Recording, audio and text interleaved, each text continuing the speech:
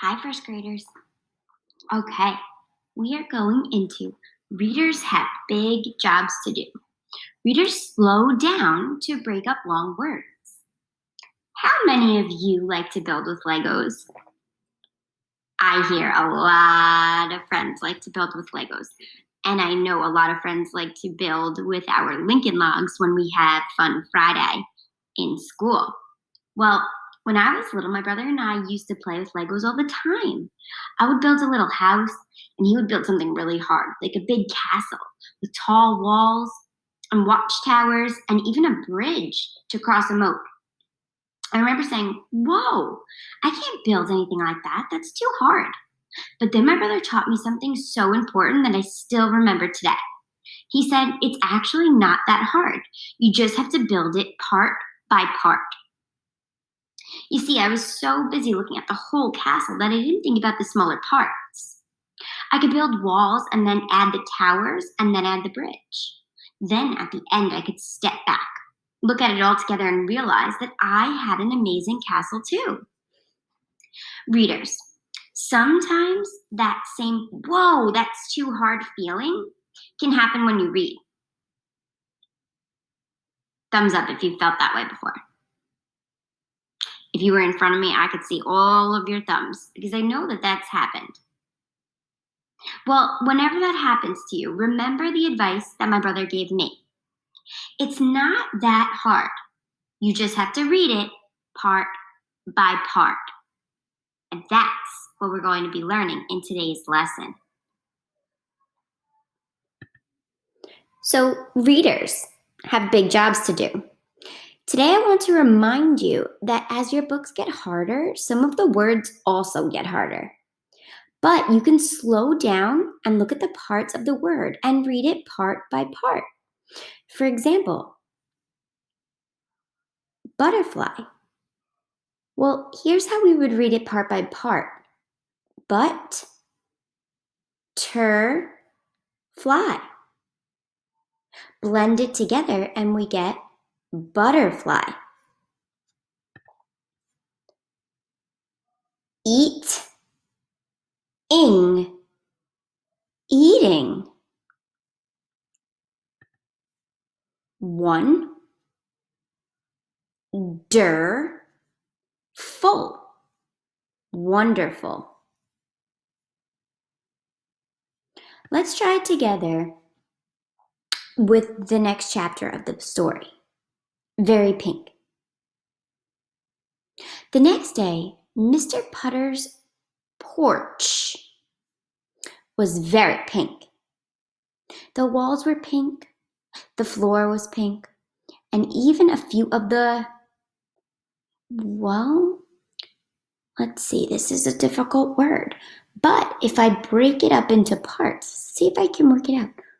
Windows.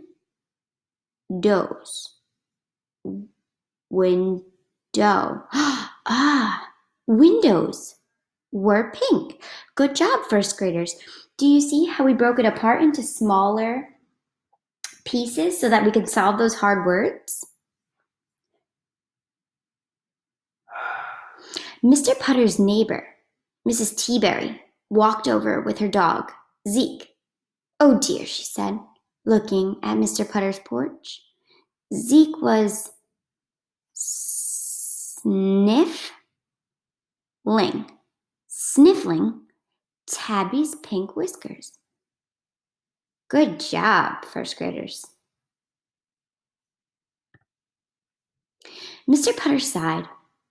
"I have to do it all over again," he said. "Well, then we will help," said Mrs. Teaberry, rolling up her sleeves.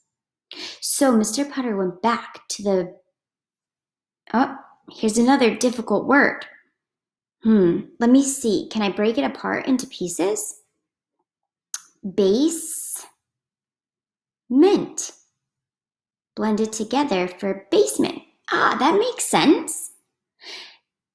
Tabby followed, swishing her pink tail.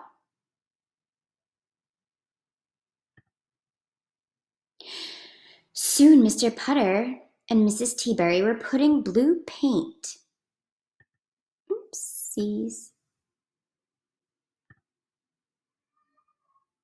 all over pink. And all was going well until another hard word. Let's see. Can I break it apart? Suddenly.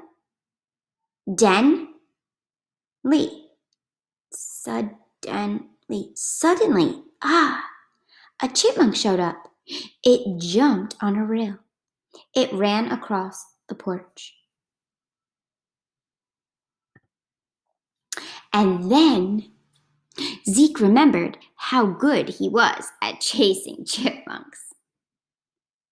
Oh, goodness me.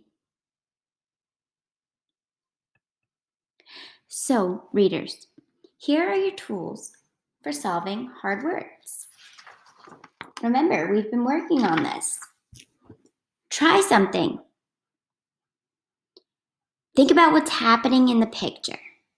Does it make sense? Get a running start. What kind of word would fit here? Does that word sound right? Does it make sense within the story?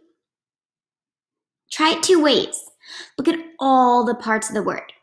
Read it part by part. Do a slow check and crash those parts together.